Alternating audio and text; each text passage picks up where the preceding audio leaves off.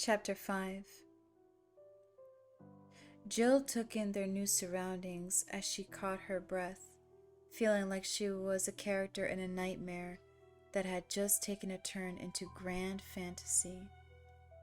Wild, howling monsters, Joseph's sudden death, a terrifying run through the dark woods, and now this. Deserted, huh? It was a palace, pure and simple, what her father would have called a perfect score. The room they had escaped into was the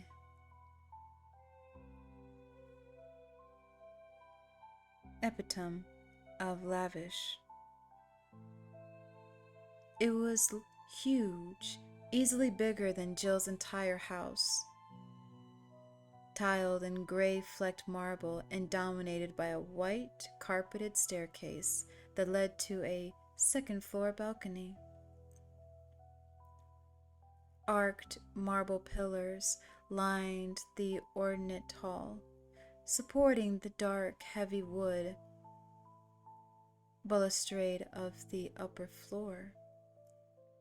Fluted wall sconces cast funnels of light across the walls of cream, trimmed in oak and offset by the deep, burnt orchard of the carpeting. In short, it was magnificent.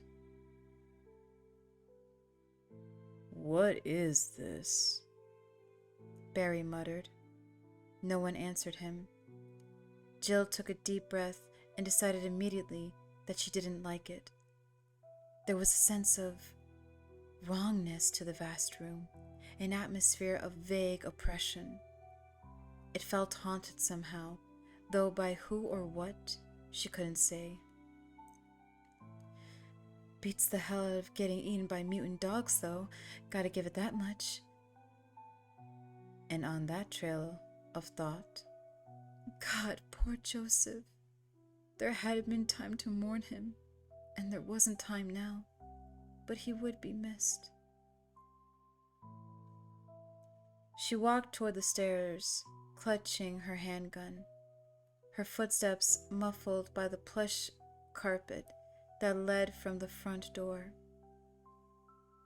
There was an antique typewriter on a small table to the right of the steps, a blank sheet of paper spooled into the works. A strange bit of decorum. The expensive hall was otherwise empty. She turned back toward the others, wondering what their take on all this was. Barry and Chris both looked uncertain, their faces flushed and sweaty as they survived in the room. Wesker was crouched by the front door, examining one of the latches. He stood up, his dark shade still in place, seeming as detached as ever. "The wood around the lock is splintered. Somebody broke this door open before we got here." Chris looked hopeful. "Maybe the Bravos." Wesker nodded. "That's what I'm thinking. Help should be on the way, assuming our friend, Mr. Vickers, bothers to call it in." His voice dripped sarcasm, and Jill felt her own anger kindling. Brad had screwed up big time and had almost cost them their lives. There was no excuse for what he'd done. Wesker continued, walking across the room toward one of the two doors on the west wall. He rattled the handle, but it didn't open. "It's not safe to go back out. Until the cavalry shows up, we might as well take a look around. It's obvious that somebody's been keeping this place up, though why and for how long?" He trailed off, walking back toward the group. How are we set for ammo? Jill ejected the clip from the Beretta and counted. 3 rounds left, plus the 2 loaded magazines on her belt. 33 shots. Chris had 22 left, Wesker 17. Barry had 2 racked speed loaders for his Colt, plus an extra handful of loose cartridges tucked into a hip pouch, 19 rounds in all. Jill thought about all they'd had left back on the helicopter and felt another rush of anger toward Brad. Boxes of ammunition, flashlights, walkie-talkies, shotguns, not to mention medical supplies. That Beretta that Joseph had found out in the field, the pale, blood-splattered fingers still wrapped around it. A STARS team member died, or dying, and thanks to Brad, they didn't even have a Band-Aid to offer.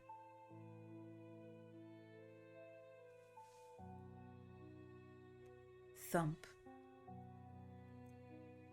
A sound of something heavy sliding to the floor somewhere close by. In unison, they turned toward the single door on the east wall. Jill was suddenly reminded of every horror movie she'd ever seen. A strange house, a strange noise. She shivered and decided that she was most definitely going to kick Brad's narrow ass when they got out of here. Chris, check it out and report back ASAP, Wesker said. We'll wait here in case the RPD comes knocking. You run into any trouble, fire your weapon, and we'll find you. Chris nodded and started toward the door, his boots clacking loudly against the marble floor. Jill felt the sense of foreboding washing over her. Chris, his hand on the knob. He turned back, and she realized that there was nothing she could tell him that would make any sense. Everything was happening so fast. There was so much wrong with the situation that she didn't know where to start. He's a trained professional, and so are you. Start acting like it. Take care, she said finally. It wasn't what she wanted to say, but it had to have been enough. Chris gave her a lopsided grin, then raised his Beretta and stepped through the doorway. Jill heard the ticking of a clock, and then he was gone, closing the door behind him. Barry caught her gaze and smiled at her, a look that told her not to worry, but Jill couldn't shake the sudden certainty that Chris wouldn't be coming back. Chris swept the room, taking in the stately elegance of the environment as he realized he was alone. Whoever had made the noise, they weren't here.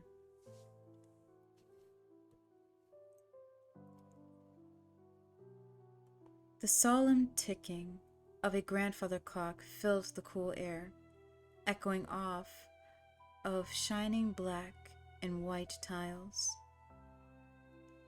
He was in a dining hall, the kind he'd only ever seen in movies about rich people.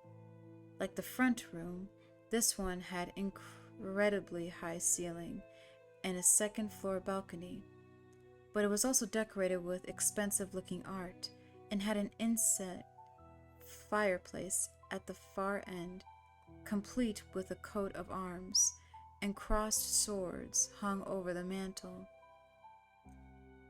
There didn't seem to be any way to get to the second floor, but there was a closed door to the right of the fireplace.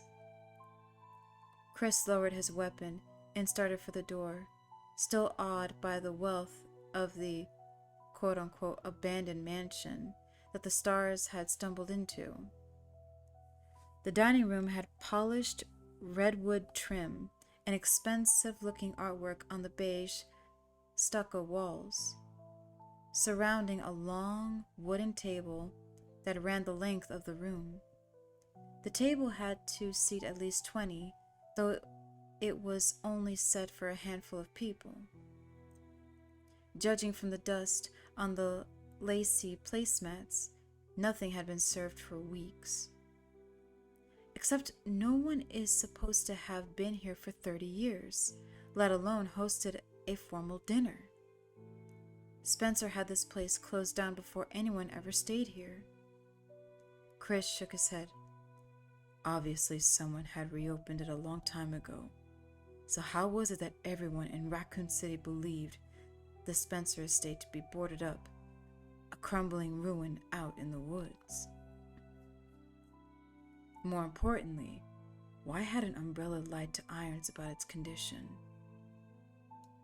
Murders, disappearances, umbrella, Jill. It was all frustrating. He felt like he had some of the answers, but wasn't sure what questions to ask. He reached the door and turned the knob slowly, listening for any sound of movement on the other side.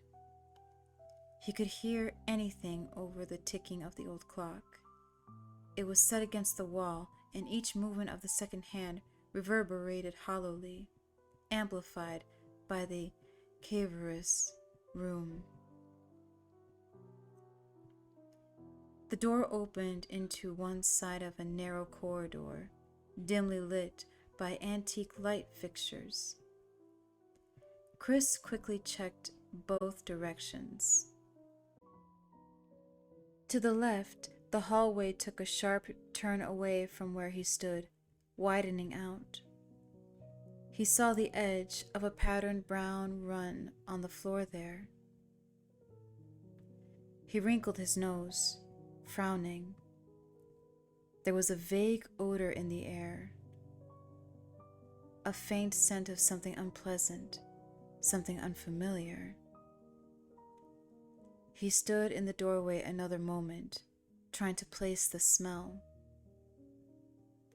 One summer when he was a kid, the chain had come off his bike when he'd been out on a ride with some friends. He'd ended up in a ditch about 6 inches away from a choice bit of roadkill, the dried up, plumpy remains of what once might have been a woodchuck. Time and the summer heat had dissipated the worst of the stink, though what had remained had been bad enough. Much to the amusement of his buddies, he'd vomited his lunch all over the carcass, taken a deep breath, then puked again. He still remembered the sun-baked scent of drying rot, like thickly soured milk and bile, the same smell that lingered in the corridor now, like a bad dream. Thump! A soft, shuffling noise from behind the first door to his right, like a padded fist sliding across a wall. There was someone on the other side. Chris edged into the hallway and moved toward the door, careful not to turn his back to the unsecured area. As he got closer, the gentle sounds of movement stopped, and he could see that the door wasn't closed all the way. No time like the present. With an easy tap, the door swung inward into a dim hall with green fleckered wallpaper. A broad-shouldered man was standing not 20 feet away, half hidden in shadow, his back to Chris. He turned around slowly, the careful shuffling of someone drunk or injured, and the smell that Chris had noticed before came off of the man in thick, noxious waves.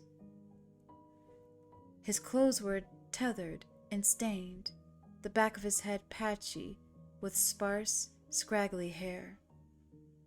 Gotta be sick. Dying, maybe. Whatever was wrong with him, Chris didn't like it. His instincts were screaming at him to do something. He stepped into the corridor and trained his Beretta on the man's torso. "Hold it. Don't move."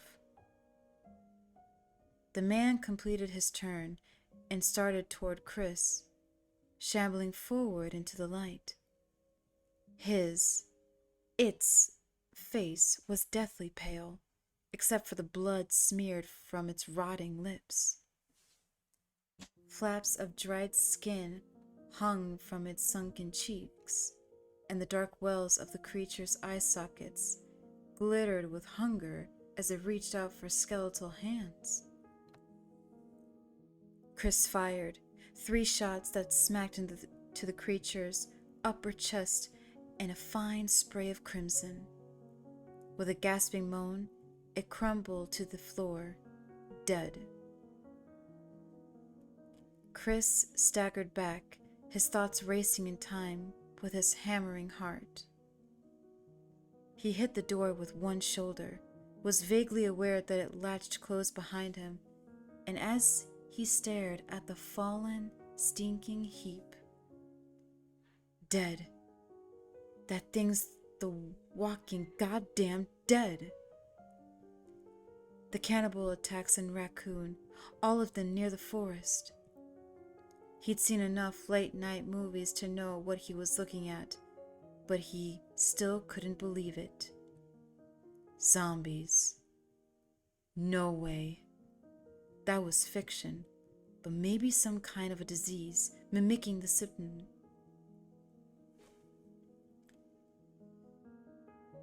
He had to tell the others. He turned and grabbed at the handle, but the heavy door wouldn't move. It must have locked itself when he stumbled. Behind him, a wet movement.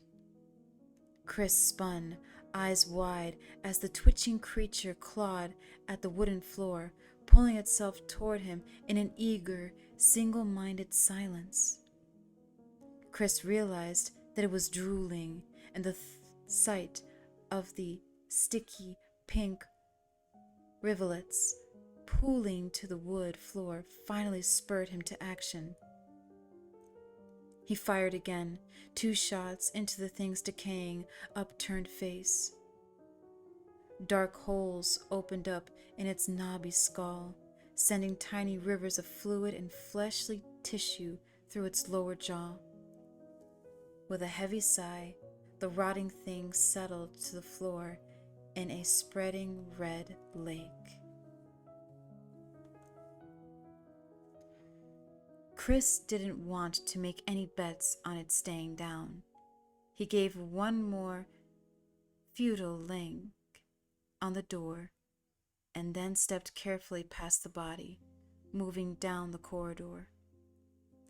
He rattled the handle of a door on his left, but it was locked. There was a tiny etching in the key plate, what looked like a sword. He filed that bit of information into his confused, whirling thoughts and continued on, gripping the Beretta tightly. There was an offshoot to his right with a single door, but he ignored it, wanting to find a way to circle back to the front hall. The others must have heard the shots, but he had to assume that there were more creatures running around here like the one he'd killed. The rest of the team might already have their hands full. There was a door at the end of the hall on the left, where the corridor turned. Chris hurried toward it. The putrid scent of the creature, the zombie, call it what it is, making him want to gag. As he neared the door, he realized that the smell was actually getting worse, intensifying with each step. He heard the soft, hungry moan as his hand touched the knob, even as it registered that he only had 2 bullets left in his clip. In the shadows to his right, movement. Gotta reload, get somewhere safe. Chris jerked the door open and stepped into the arms of the shabbling creature that waited on the other side, its peeling fingers grasping at him as it lunged for his throat. 3 shots. Seconds later, 2 more. The sounds distant but distinct in the palatal lobby. Chris. Jill, why don't you? Wesker started, but Barry didn't let him finish. I'm going too, he said, already starting for the door on the east wall. Chris wouldn't waste shots like that unless he had to. He needed help. Wesker relented quickly, nodding. Go. I'll wait here. Barry opened the door, Jill right behind. They walked into a huge dining room, not as wide as the front hall, but at least as long. There was another door at the opposite end, past a grandfather clock that ticked loudly in the frigid, dusty air. Barry jogged toward it, revolver in hand, feeling tense and worried. Christ, what a balls up this operation was. STARS teams were often sent into risky situations where the circumstances were unusual, but this was the first time since he'd been a rookie that Barry felt like things had gone totally out of control. Joseph was dead. Chicken Heart Vickers had left them to be eaten by dogs from hell, and now Chris was in trouble. Wesker shouldn't have sent him alone. Jill reached the door first, touching the handle with slim fingers and looking to him. Barry nodded, and she pushed it open, going in low and left.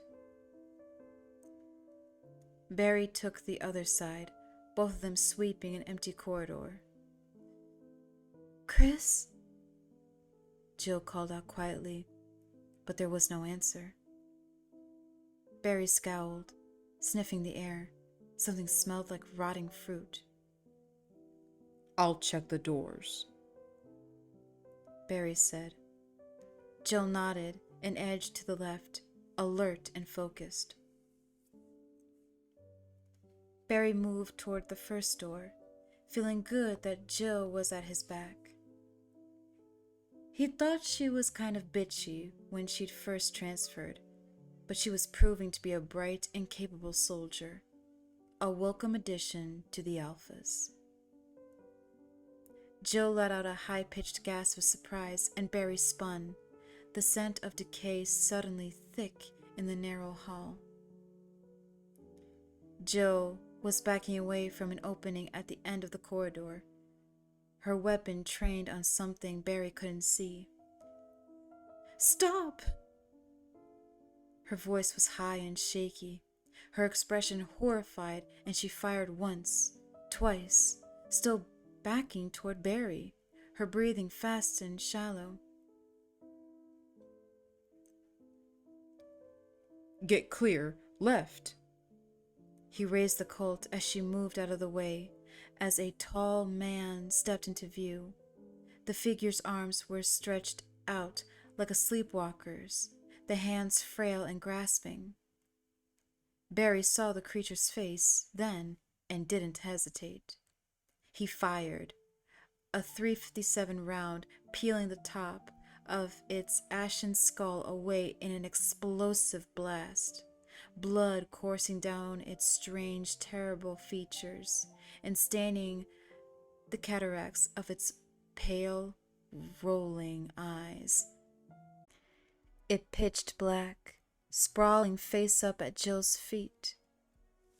Barry hurried to her side, stunned. What? He started, then saw what was on the carpet in front of them, laying in the small seating area that marked the end of the corridor. For a moment, Barry thought it was Chris, until he saw the STARS Bravo insignia on the vest, and felt a different kind of horror set in as he struggled to recognize the features. The bravo had been decapitated, the head laying a foot away from the corpse, the face completely covered in gore. Oh, geez, it's Ken. Kenneth Sullivan, one of the best field scouts Barry had ever known, and a hell of a guy. There was a gaping, ragged wound in his chest, chunks of partly eaten tissue and gut strewed around the bloody hole. His left hand was missing, and there was no weapon nearby. It must have been his gun that Joseph had found out in the woods. Barry looked away, sickened. Ken had been a quiet, decent sort, did a lot of work in chemistry. He'd been a teenage son who lived with his ex in California. Barry thought of his own girls at home, Moria and Polly, and felt a surge of helpless fear for them. He wasn't afraid of death, but the thought of them growing up without a father. Jill dropped into a crouch next to his ravaged body and riffled quickly through the belt pack. She shot an apologetic look at Barry, but he gave her a slight nod. They needed the ammo. Ken certainly didn't. She came up with 2 clips for a 9mm and tucked them into her hip pocket. Barry turned and stared down at Ken's murderer in disgust and wonder. He had no doubt that he was looking at one of the cannibal killers that had been preying upon Raccoon City. It had a crusty scum of red around its mouth and gore-encrusted nails, as well as a ragged shirt that was stiff with dried blood. What was weird was how dead it looked. Barry had once done a covert hostage rescue in Ecuador, where a group of farmers had been held for weeks by a band of insane guerrilla rebels. Several of the hostages had been killed early in the siege, and after the Stars managed to capture the rebels, Barry had gone with one of the survivors to record the deaths. The 4 victims had been shot, their bodies dumped behind the small wooden shack that the rebels had taken over. After 3 weeks in the South American sun, the skin on their faces had shriveled, the crackling, lined flesh pulling away from sinew and bone. He still remembered those faces clearly and saw them again now as he looked down at the fallen creature. It wore the face of death. Besides which, it smells like a slaughterhouse on a hot day. Somebody forgot to tell this guy that dead people don't walk around. He could see the same sickened confusion on Jill's face, the same question in her eyes, but for now, there weren't any answers. They had to find Chris and regroup. Together, they moved back down the corridor and checked all 3 doors, rattling handles and pushing at the heavy wood frames. All were securely locked. But Chris had to have gotten through one of them. There's nowhere else he could have gone. It didn't make sense, and short of breaking the doors down, there was nothing they could do about it. "We should report this to Wesker," Jill said, and Barry nodded in agreement. If they'd stumbled into the hiding place of the killers, they were going to need a plan of attack.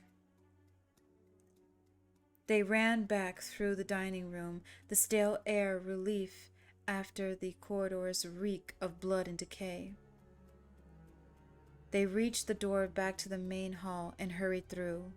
Barry wondering what the captain would make of all this. It was downright. Barry stopped short, searching the elegant empty hall and feeling like the butt of some practical joke that simply wasn't funny. Wesker was gone.